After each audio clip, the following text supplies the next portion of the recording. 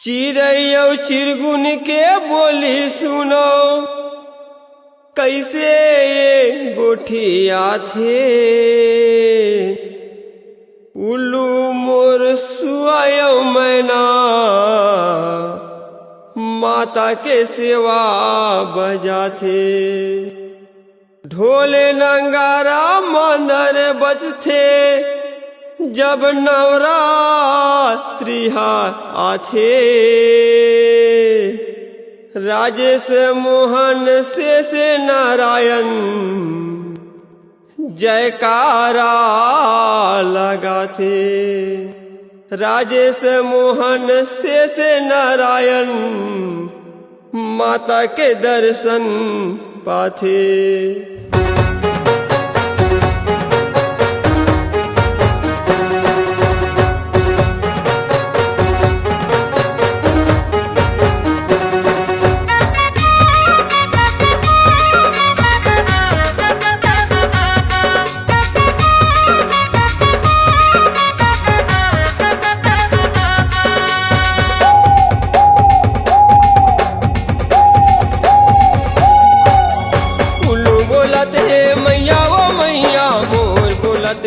आजा मोर बोलत है आजा, उल्लू बोलत है मैया वो मैया, मोर बोलत है आजा, मोर बोलत है आजा।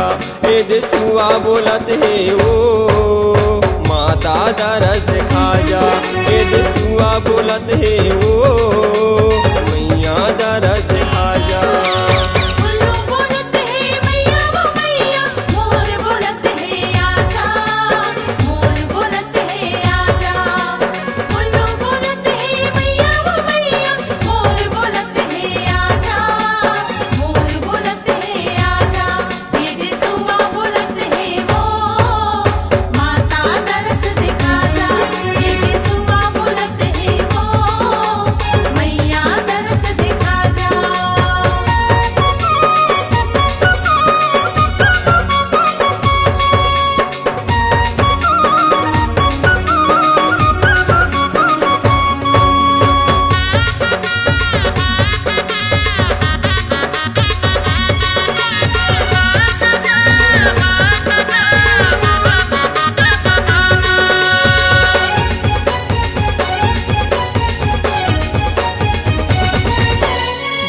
बिहनिया सुहा बोले, उल्लू बोलत है रतिहा, उल्लू बोलत है रतिहा।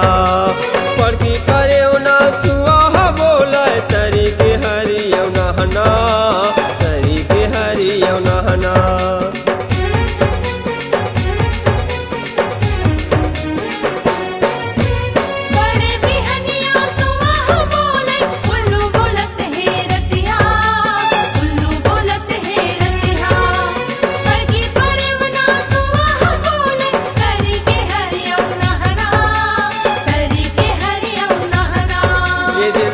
बोलत है ओ माता दरस खा जा।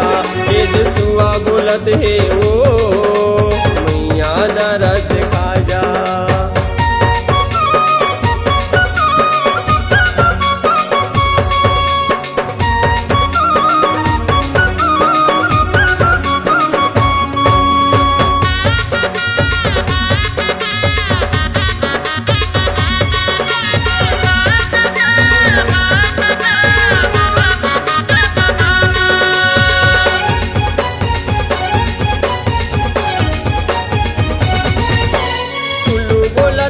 रतिहा माता के सेवा बजाऊं, माता के सेवा बजाऊं।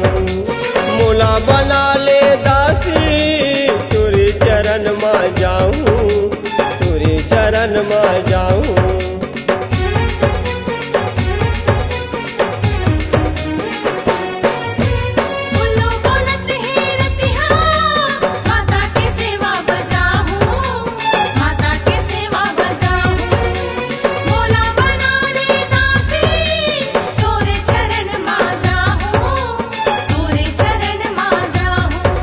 दे मोर बोलत है ओ माता जस लगाऊं। दे मोर बोलत है ओ